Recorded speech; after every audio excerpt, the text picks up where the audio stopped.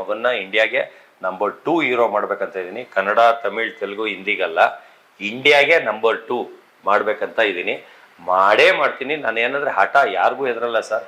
ಅದರಿಂದ ಪ್ರಾಬ್ಲಮ್ ಆಗಿ ಜೈಲ್ಗೆ ಹೋಗೋಕ್ಕೂ ರೆಡಿ, ನಾಳೆ ಸತ್ತೋಗೋಕ್ಕೂ ರೆಡಿ, ಎಲ್ಲದಕ್ಕೂ ರೆಡಿ. ನಾನು ಸಿಂಗಲ್ ಮ್ಯಾನ್ ಸರ್. ಅಂದರೆ ನಾನು ಯಾರ ಮಾತು ಕೇಳಲ್ಲ. ನಾನು ಅನ್ಕೊಂಡಿದ್ನ ಸಾಧಿಸೋವರೆಗೂ ಬಿಡಲ್ಲ. ಆಮೇಲೆ ವೆಯ್ಟು ಮಾಡ್ತೀನಿ ಬೇರೆಯವ್ರ ಥರ ಆತ್ರ ಬಿಟ್ಟು ಹಳ್ಳಕ್ಕೂ ಬಿಡಲ್ಲ. ಅಂದರೆ ಬೇರೆಯವ್ರು ಆತ್ರ ಬಿಟ್ಟು ಎಡವಟ್ಟು ಮಾಡಿ ಏನೋ ಒಂದು ಲಾಸ್ ಮಾಡ್ಕೊಂಡು ಏನೋ ಒಂದು ಮಾಡ್ಕೊತಾರೆ. ನಾನು ಕಾಯ್ದು ಕಾಯ್ದು ಕಾಯ್ದು ಕಾಯ್ದು ಕಾಯ್ದು ಕಾಯ್ದು ಹೊಡಿತೀನಿ ಸರ್.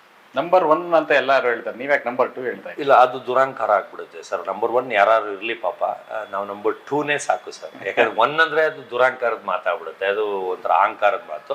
ಯಾಕಂದ್ರೆ ಅಷ್ಟು ಓಪ್ಸ್ ನನಗಿದೆ. ಒಂದು ನಕ್ಷತ್ರ ಆಗಲಿ ಎಲ್ಲ ರಾಜ್ಕುಮಾರ್ ಸರ್ದು ಏನು ನಕ್ಷತ್ರ ಅದೇ ನಕ್ಷತ್ರ ಒಂದು, ಅದು ನನಗೆ ಅದು ಹೇಳಕ್ಕೆ ಬರಲ್ಲ, ನಾನು ನಂಬಲ್ಲ. ಅದಕ್ಕೆ ಡಿಸೆಂಬರ್ 9 ಹುಟ್ಟಿರೋದು. ಅವ್ನು ಸೂಪರ್ ಸ್ಟಾರ್ ಆಗ್ತಾನೆ ಅಂತಲೇ, ವರ್ಲ್ಡ್ ಫೇಮಸ್ ಆಗ್ತಾನೆ ಅಂತಲೇ ಅವ್ರದ್ದು ಜಾತಕ ಇದೆ.